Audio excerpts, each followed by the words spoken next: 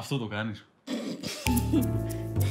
Είσαι για δέσιμο. Oh yeah, oh yeah. Τι ζόρι τραβάς με το σπίτι σου. Μ' άρεσε. Ζόρι τραβάς ρε γαμώ το κέρατο μου γαμώ. Γιατί είναι ο βάτραχος λυπημένος?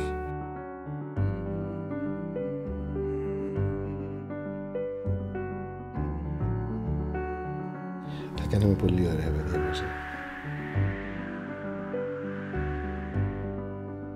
Πρέπει να φύγεις, Ναι. Προχώρα ρε φιλαράκο, έχουμε και δουλειές. Συγκολέσαι ρε μεγάλα και δουλέψε 2 ώρα. Γκόμενος θάνατος ο τύπος στον μπαρ. Ευτυχώς όχι. Ο γκόμενος μου είναι σπίτι με τη γυναίκα του. Μου λείπεις. Βρωμάσαι ακόμα. Γνώρισα έναν τύπο και περάσαμε όλο το βράδυ μαζί. Χορεύαμε όλο το βράδυ και ύστερα πήγαμε στη θάλασσα και ύστερα με πήγε σπίτι μου και περάσαμε όλο το βράδυ μαζί.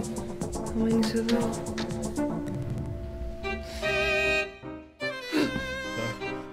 Πώς είναι τα μαλλιά μου, σου αρέσει τα μαλλιά μου. Θα σε ξαναδώ. Πάμε στοίχημα, θα σε ξαναδώ. Στο είπα ότι θα με ξαναδείς, δεν στο είπα. Πρέπει να μου δείξει μεγαλύτερη εμπιστοσύνη. Στο διάλογο ήσουνα. Είσαι τρελός, θα ξυπνήσεις. Ωραία, μπες μέσα, κάτσε κάτω να κάνω τα ρολόγια μου μέσα. Γνωρίζεστε. Λίγο, αλλά είμαι ερωτευμένος μαζί της. Η Λίζα, η Αφροδίτη. Μπες μέσα! Δεν μπορώ να πεθάνω. Δεν το είπε η Αφροδίτη! Και αυτή είναι ερωτευμένη μαζί μου, απλά δεν το ξέρω ακόμα. Αν υπάρχει μια συμβουλή που μπορώ να σου δώσω είναι η εξής.